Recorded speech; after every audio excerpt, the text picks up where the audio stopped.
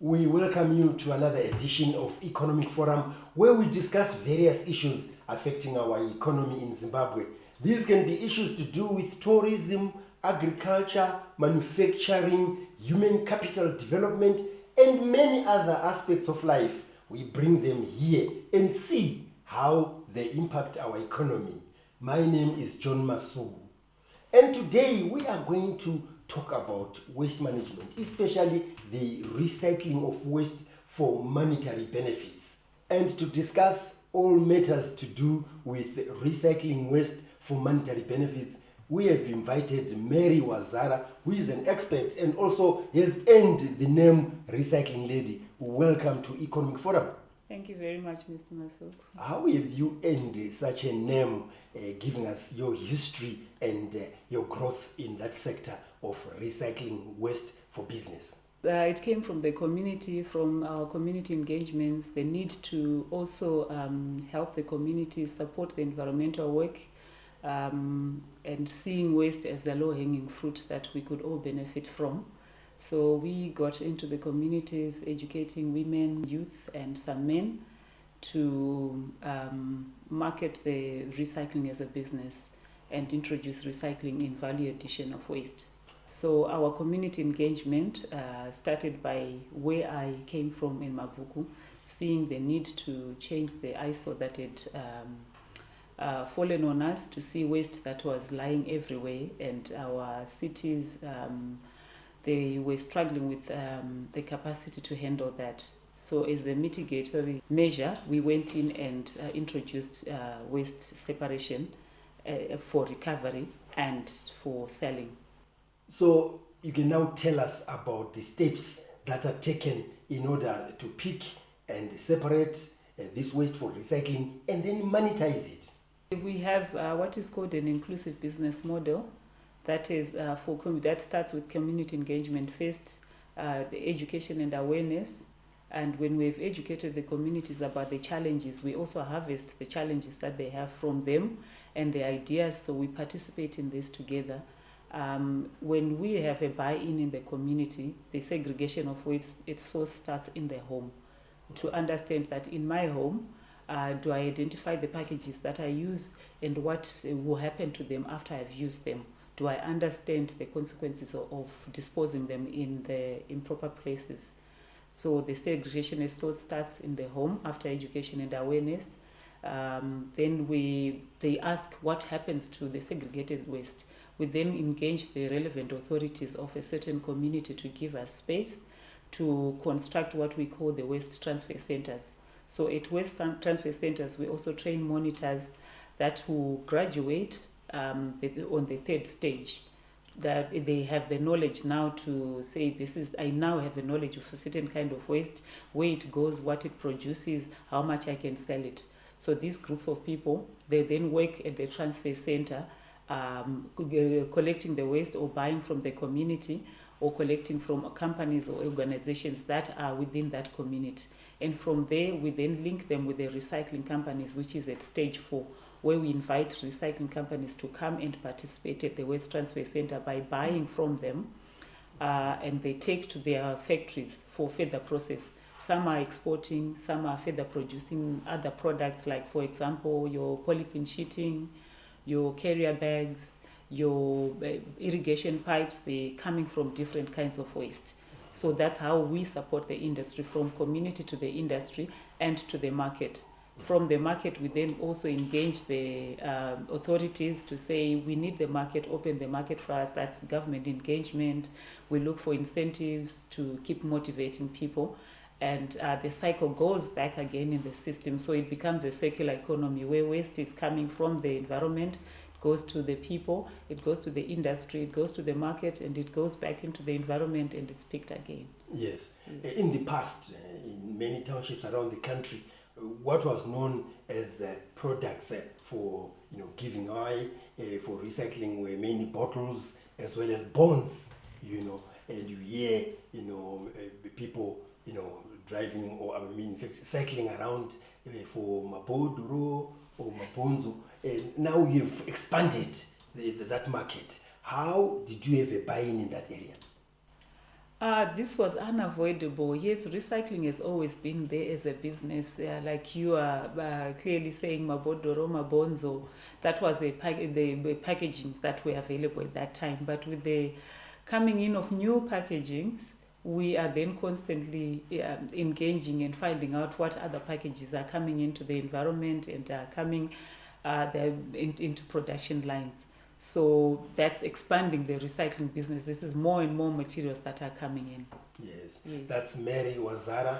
She's talking about her work in recycling waste and monetizing it. It has become a big business in different communities, and today we are discussing how they do it and how other communities which have not yet started that can also benefit. So join us in the second segment of Economic Forum.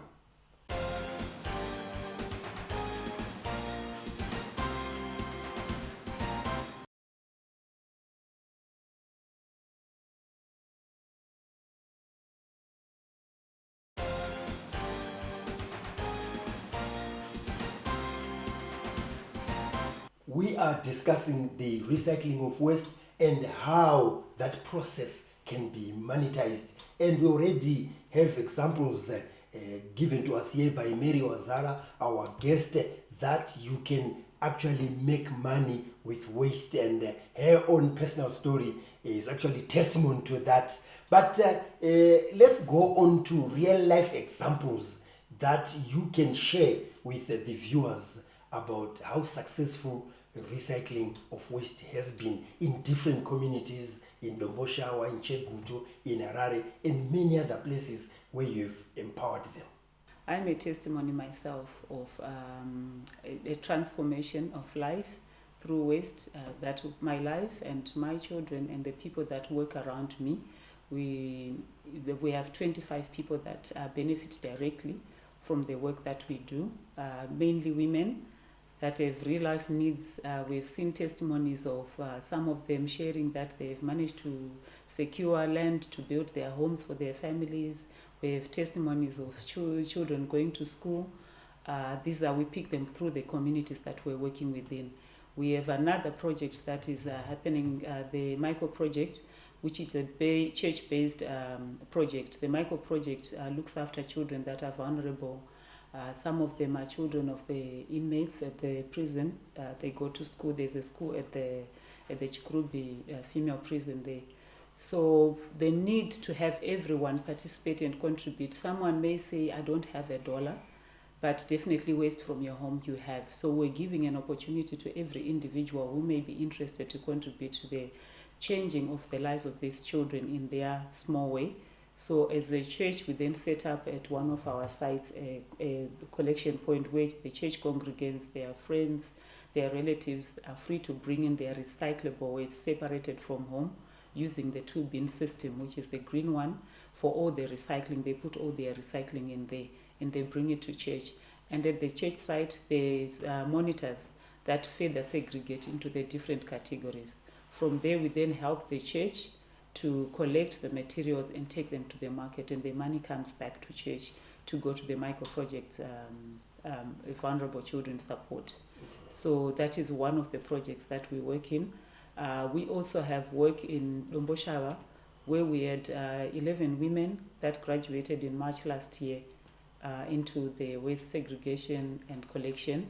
And these women then benefited from one of our friends who came abroad, and it was at graduation time, and they donated a tricycle, 3-wheeler tricycle, to help them with the collections. If you visit Mungate area, because of these women, Iva women, waste is not much of a big problem, and the headman can testify that. We worked very well with the headman. Headman who?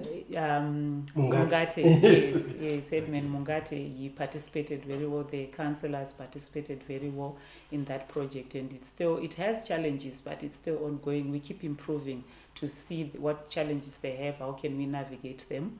We have another project running, started late last year in Chegutu. This is also church-based women that invited us and said, we're hearing this. And when you're saying church-based, you mean different churches? Different churches, yes. They come together? They come together, yes. They said, we hear this thing as a low-hanging fruit, because everybody can put their hands to waste at some point, from whether from your sugar packet, from your salt packet, you can get waste. And today So they came back. there are so many bottles in this day and age. There's so many kinds of packaging. We have so many different kinds of recyclable waste materials. I think in Zimbabwe we have about 7 to 8 different types of recyclable materials that are of value, monetary value. So in Chegutu they're still very enthusiastic. The women are ready for their first collection to be taken to the market, and would like to then introduce them to the relevant authorities for them to be able to secure a piece of land where they can work freely from. And they are working, it's such a good partnership. There's 21 women that are working under the leadership of one energetic pastor there in Chegutu.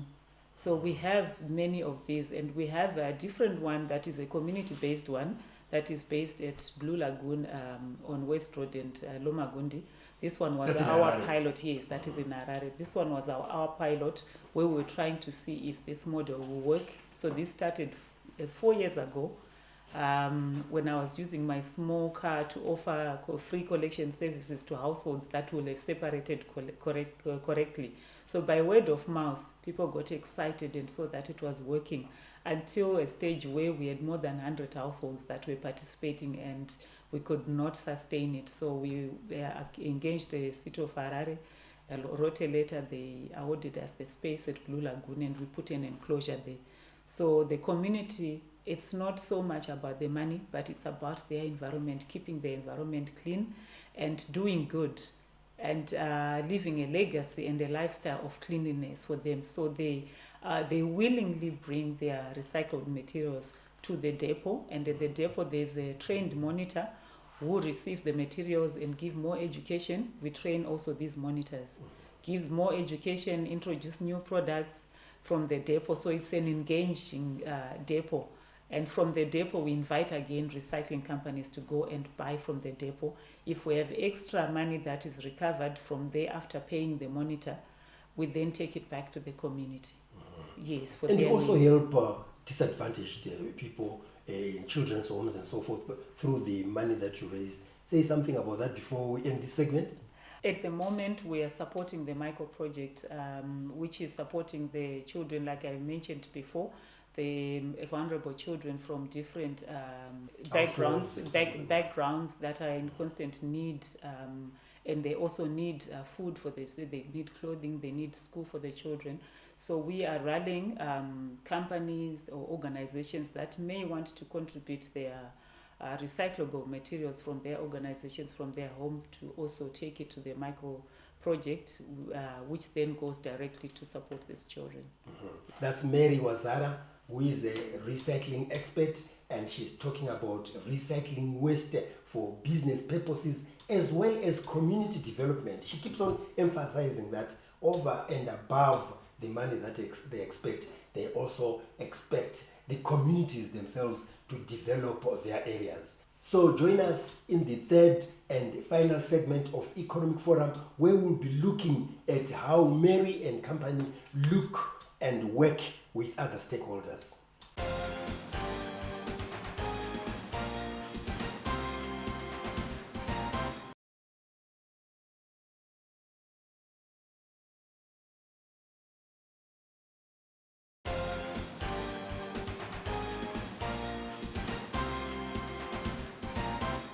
We are discussing recycling waste with our guest here, Mary Wazara, who is an expert in recycling waste. She has told us about how waste is picked and separated, recycled, and then monetized, and many communities are benefiting from that. But over and above that, it's leaving the environment clean, as it were. But let's now talk about the different stakeholders that you work with. I know the very first one that you work with and get guidance from is the Environmental Management Agency, which is EMA. Let's start it from there. Yes, definitely. The Environmental Management Agency, which is a government arm, in charge of supporting all of us in the environment sector and us majoring in recycling and waste management. We participate in the programs that are organized by the environmental management agents, one of them being leading the national cleanups that happens every first Friday of the month. We support those in different towns and partnering the local authorities of the towns as well. So EMA, we constantly engage them. If we have something that the community needs and they don't know how to navigate, we can also act as a medium to bring the dialogue between the community and environmental management agents. Yes. You've already mentioned the local authorities, that they help you quite a lot. Yes, because they are the custodians of the land and we cannot enter their spaces without engaging them. So we work very well with different local authorities in partnering again their programs. Namely, CHENESA is a program that is ongoing, that is constant engagement of stakeholders and businesses into how they're managing their waste, how they're disposing their waste, are they doing it properly, are there receptacles within their working spaces. Yes, yeah. And the cleanup campaigns, you also get involved in that? Yes, we get involved very much. We've been participating in the cleanup campaigns since inception, and we're excited that it's still ongoing. And as recyclers, we then move to beyond the cleanups. So we've done a cleanup, we've engaged people, we've grouped a number of people, and then we use those platforms to then talk about recycling as a means of earning an income and changing livelihoods. At the back of your minds, you'll be having a business idea. An idea. You can work very well having the community on your side and having the buy-in of the community, and we do this through the cleanup campaigns. Yes. And also the just ended SADC Summit, we got that as an opportunity as different stakeholders to exhibit the work that we do, the different recycling initiatives that are happening from art, fashion, collections, finished products. Were so many stakeholders that then went and exhibited at Geopomona, which was exciting, and we're happy to receive the heads of state first. It was the first ladies and then the heads of state. They came and appreciated. They came to that stand. Yes, to the that was Geopomona, and they actually saw what you were doing. They saw what all the stakeholders that are participating in recycling in the country are doing, the finished products, and they had a good appreciation of that. They had something to take away from this country, to see that there's a lot of value addition and other stakeholders that are participating, and we're still going on and we still want to improve with that. And now with the coming in of the engagement that is happening currently, which is the consultative meetings of engaging companies that are in production lines with their extended producer responsibility. There's a call to companies to follow their waste after after it has been deposited into the environment, to see how best they can work with communities to recover that for recycling purposes and use that as an economic driver. Now tell us about how you are catching the young ones when they are still young, by educating them, empowering them with all this knowledge, so that they begin while they are still at school up to adulthood. Catch them young is the best concept, because with adults it's always difficult to teach an old dog new tricks. With children, we've seen huge participation and enthusiasm in terms of recovering recyclable materials through the school system. And when a teacher has taught a child, the child goes back home and they'll always remind their parents that this is what my teacher said. So we've seen that working. Last year we ran what is called a Plastic-Free July competition, where we gave bags to schools, 43 schools participating in Harare, participated in that, and it was a huge success. And we partnered the Ministry of Education, the Ministry of Primary and Secondary Education, with huge support, and we had stakeholders from the Dairy Processors Association. We had recyclers participating in that, doing the collections and the recoveries from the school.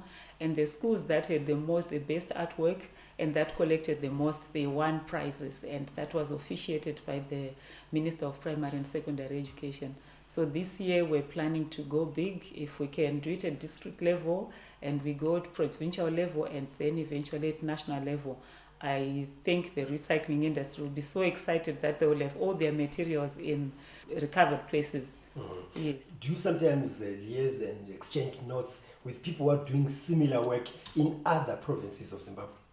Yes, we are all part of the Zimbabwe Association of Recyclers. So we always want to find out what is happening with our other stakeholders and where we can assist one another to work well. So we've been such a good team, and every first Tuesday of the month, people are invited to the Waste Management Network meeting at Presbyterian, where there's also sharing of ideas, and we bring in speakers that talk about different things. So it's a well-consolidated program.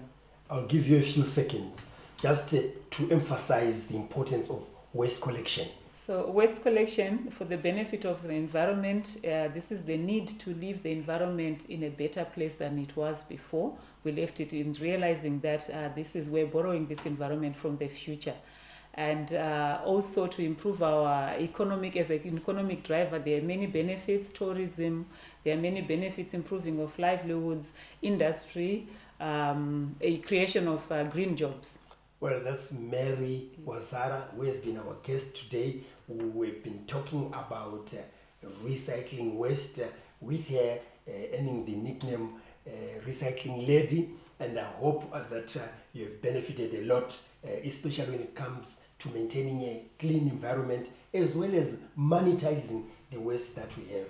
If there are any questions and issues that you would like to raise, you can do so on the numbers that are showing on your screen, and we can contact Mary and company to give us more information.